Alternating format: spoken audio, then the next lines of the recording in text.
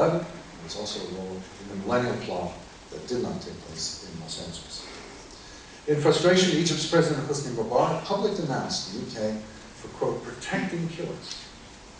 After the August 10th thwarted Heathrow airline mega plot of a few months ago, two American authors argued in the New Republic that from an American point of view, it, quote, can now be argued that the biggest threat to U.S. security emanates not from Iraq, not from Iran, not from Afghanistan, but rather from Great Britain. And I believe this is the tip of the iceberg. I believe it refutes Mr. Livingston's rosy reading. There is a problem. The problem is radical Islam, also known as fundamentalist Islam, or political Islam, Islamism. It is not, again, Islam, the religion. It is radical Islam, the ideology. To focus on three aspects of it. The essence of radical Islam is the complete adherence to the Sharia, to the law of Islam. And it is extending the Sharia into areas that never existed before. Second, it is at base, very deeply, a clash of civilizations ideology. It divides the world into two parts, the moral and the immoral, the good and the bad. Here's one quote from a British-based Islamist by the name of Abdullah al-Faisal, who was convicted and is now in jail. There are two religions in the world today, the right one and the wrong one. Islam versus the rest of the world. You don't get more basic clash of civilization orientation than that. There's a hatred of the outside world, of the non-Muslim world, and the West in particular. There's an intent to reject as much as possible of outside influence. And the third feature is that this is totalitarian in nature. It turns Islam from a personal faith into an ideology, into an ism. It's the transformation of a personal faith into a system for ordering power and wealth. Radical Islam derives from Islam, but it is an anti-modern, millenarian, misanthropic, misogynist, anti-Christian, anti-Semitic, triumphalist, jihadistic, terroristic, and suicidal version of it. It is Islamic-flavored totalitarianism. Like fascism and communism, radical Islam shares that it is a compelling way of seeing the world. It's a way that can absorb an intelligent person and show him or her a whole new way of seeing life. It's radical utopian. It takes the mundane qualities of everyday life and turns them into something grand and glistening. It is an attempt to take over states.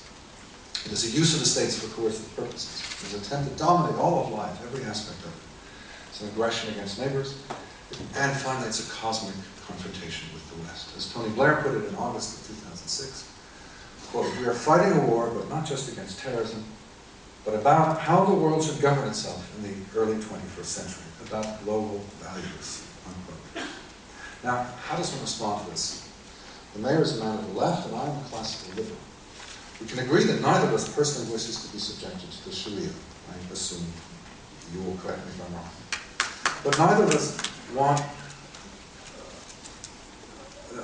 us want this as part of our personal life. But our views diverge sharply on how to respond to this phenomenon.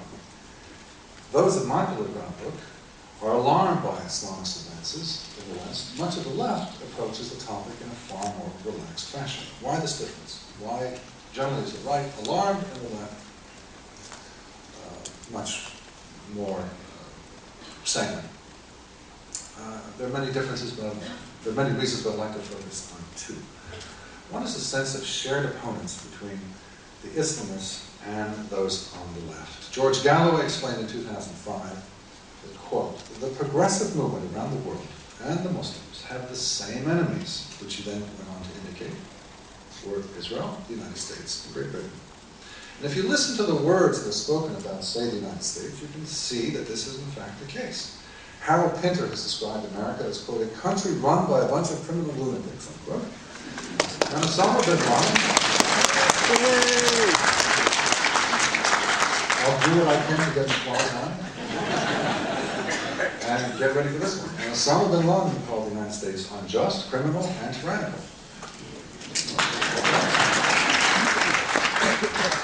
Noam Chomsky termed America a leading terrorist state, and Hafiz Hussein Ahmed, a Pakistani political leader, called it the biggest terrorist state. A lot of common ground.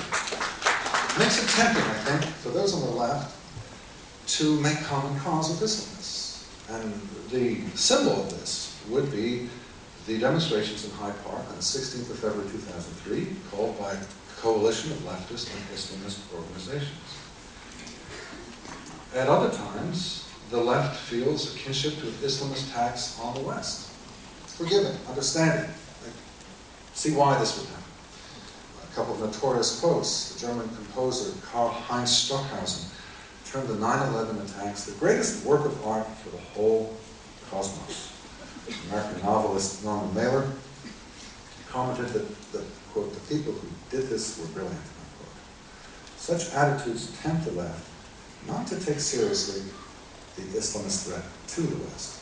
With John Kerry, the former aspirant to the presidency, they dismiss terrorism as a mere, quote, nuisance, unquote.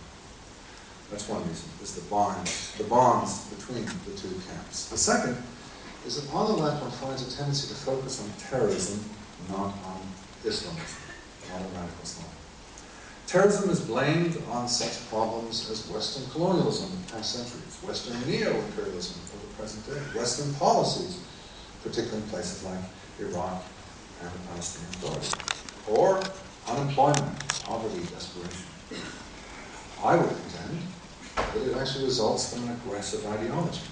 I respect the role of ideals, and I believe that not to respect them, to dismiss them, to pay them no attention, is to patronize, and possibly even to be racist. There's no way to appease this ideology. It is serious. There's not an infusion of money there's no amount of money that can solve it. There's no change in foreign policy that can make it go away. I would argue to you, ladies and gentlemen, it must be fought and it must be defeated, as in 1945 and in 1991, as the German and the Soviet, as the German and the Soviet threats were defeated. Our goal must be, in this case, the emergence of an Islam that is modern, moderate, democratic, humane, liberal, and good neighborly, one that is respectful of women, homosexuals, atheists, and whoever else. One that grants non-Muslims equal rights with Muslims. In conclusion, Mr. Mayor, whether Muslim or non-Muslim, on the left or on the right, I think you agree with me on the importance of working together to attain such an Islam. I suggest this can be achieved not via the get-along multiculturalism which you propose, but by standing firm with our civilized allies around the globe, and especially with liberal voices in the Kingdom of Saudi Arabia, with Iranian dissidents, and with reformers in Afghanistan. I also propose standing with their counterparts in the West, with such individuals as Ayaan Hirsi Ali, formerly a Dutch legislator, now in exile in the United States, Irshad Manji, the Canadian author, Rafa Sultan, a Syrian in exile in the United States who made this phenomenal appearance on Al Jazeera. Individuals like Magdi Alam, an Egyptian who's now a leading Italian journalist, Nasser Khader, a parliamentarian in Denmark, Salim Mansour, a professor and author in Canada, and Irfan Al-Alawi here in Britain. Conversely, if we do not stand with these individuals, but instead if we stand with those who would torment them, with the Islamists, with, I might say, someone like Yusuf al-Qaradawi, we are then standing with those who justify suicide bombings, who defend the most oppressive forms of Islamic practice, who espouse and clash the civilization's viewpoint themselves. To the extent that we all work together against the barbarism of radical Islam, the world civilization does indeed exist, one that transcends skin color, geography, politics, and religion. I hope that you and I, Mr. Mayor, can agree here and now to cooperate on such a program.